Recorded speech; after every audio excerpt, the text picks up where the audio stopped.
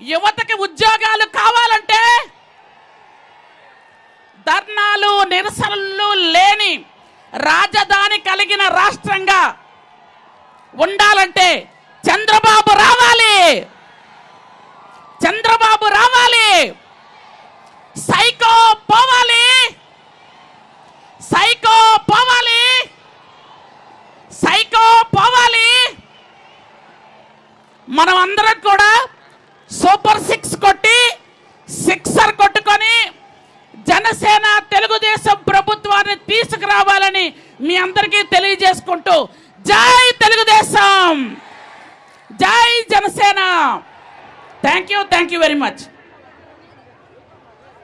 రాక్షసులు రాజ్యం ఏలుతా ఉన్నప్పుడు, రౌడీల రాజ్యం ఈ రాష్ట్రంలో ఉన్నప్పుడు అటువంటి చీకటిని, అటువంటి గాఢాంధకారాన్ని తరిమి కొట్టడానికి మన మాజీ ముఖ్యమంత్రి వర్యులు నారా చంద్రబాబు నాయుడు గారి హెలికాప్టర్ ఇప్పుడే చూసాం.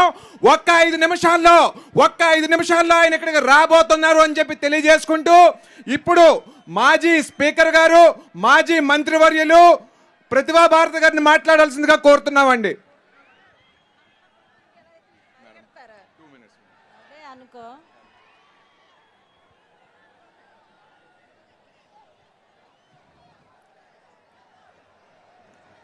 తెలుగుదేశం పార్టీ, జనసేన పార్టీ కుటుంబ సభ్యులకు,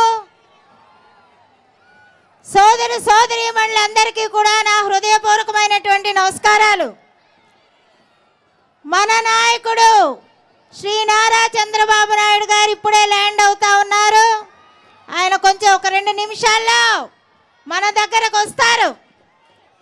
మీకందరికీ తెలుసు, తెలుగుదేశం పార్టీ అధికారంలో ఉండినా, ప్రతిపక్షంలో ఉండినా, ప్రజల పక్షాన ఉండి నిరంతరం కష్టపడి పనిచేసేటటువంటి నాయకుడు మన నారా చంద్రబాబు నాయుడు గారు.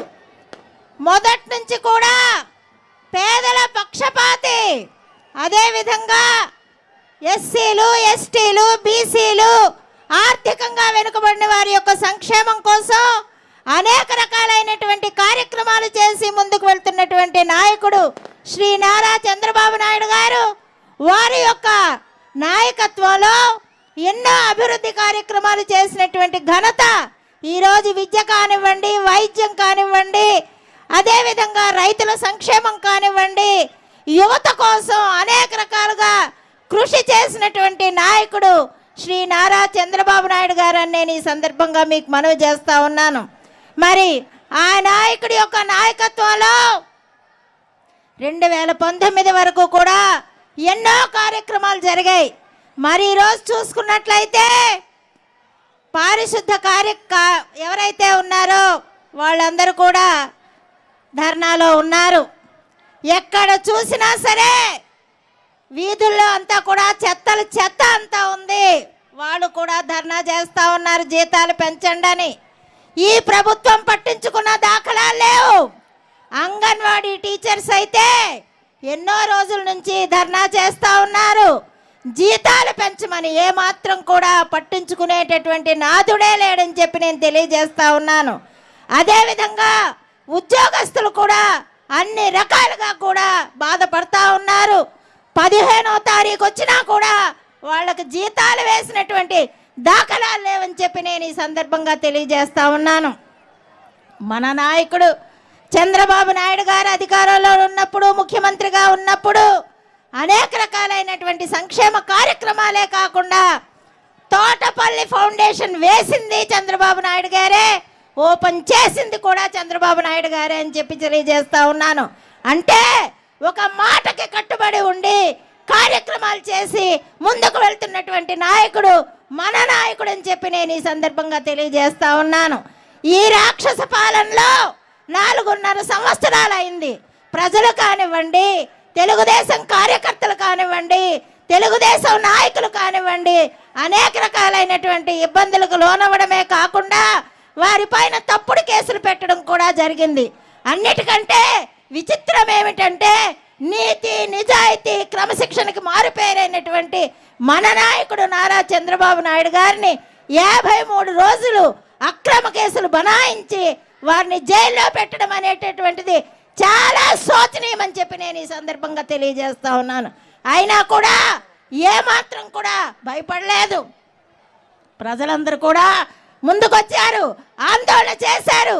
ఈ రాష్ట్రంలోనే కాదు, ఈ దేశంలోనే కాదు, ప్రపంచ దేశాల్లో కూడా ఆయన పైన అభిమానంతో ఎంతో మంది ముందుకు రావడం, ధర్నాలు చేయడం, నిరసన తెలియజేయడం జరిగిందని చెప్పి కూడా ఈ సందర్భంగా నేను మనవి చేస్తా ఉన్నాను. అందుకనే ఈ రాక్షస పాలన పోవాలి, ఈ సైకో పాలన పోవాలంటే మళ్ళా తెలుగుదేశం అధికారంలోకి రావాలి, నారా చంద్రబాబు నాయుడు గారు ముఖ్యమంత్రిగా రావాలని చెప్పి నేను మరొక్కసారి తెలియజేసుకుంటూ అందరూ కూడా కార్యోన్ముఖులు అవ్వండి. ముఖ్యంగా చాలా మంది ప్రజల యొక్క ఓట్ల హక్కు లేకుండా ఓట్లు తొలగించడం జరిగింది. మీరందరూ గుర్తుపెట్టుకొని మీ ఓట్లు ఉన్నాయో లేవో చూసుకొని తెలుగుదేశానికి ఓట్లు వేసి అత్యధికమైన మెజార్టీతో చేతులు ఊపుతున్నారంటే చాలా మంది ఓట్లు తీసేశారని చెప్పి నేను అనుకుంటా ఉన్నాను. మనం ఫైట్ చేస్తా ఉన్నాం. పవన్ కళ్యాణ్ గారు అలాగే మన చంద్రబాబు నాయుడు గారు కూడా వెళ్ళి ఢిల్లీలో మరి కమిషన్ వాళ్ళకు కూడా చెప్పడం జరిగింది కాబట్టి, ఎలక్షన్ కమిషన్కి తెలియజేశారు కాబట్టి దానిపైన చర్యలు చేపట్టడం జరుగుతుందని చెప్పి మరొక్కసారి తెలియజేసుకుంటూ మీరందరూ కూడా అభిమానించి ఆదరించి మరి మీ అమూల్యమైనటువంటి ఓట్లు కూడా సైకిల్ గుర్తుపైన అదేవిధంగా పవన్ కళ్యాణ్ గారి యొక్క పార్టీ గుర్తుపైన కూడా వేసి మన అభ్యర్థుల్ని తప్పకుండా గెలిపించాలని మరొక్కసారి మీ అందరికీ నేను మనవి చేసుకుంటూ సెలవు తీసుకుంటున్నాను.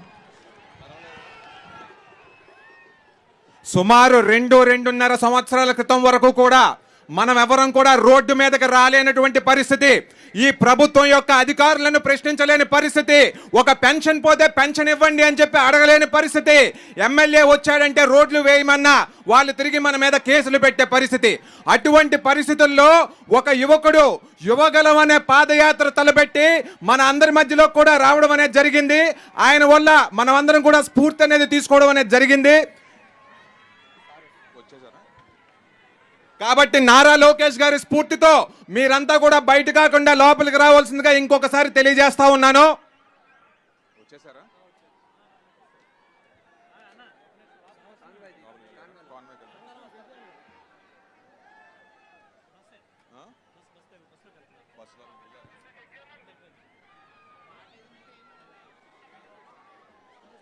ఇప్పుడు హలో చెక్ 1 2 ఇప్పుడు తెర్లాం ఎక్స్ఎమ్మెల్యే గారు చెక్ 1 2 3 కలిలా ఇక్కడ ఓకే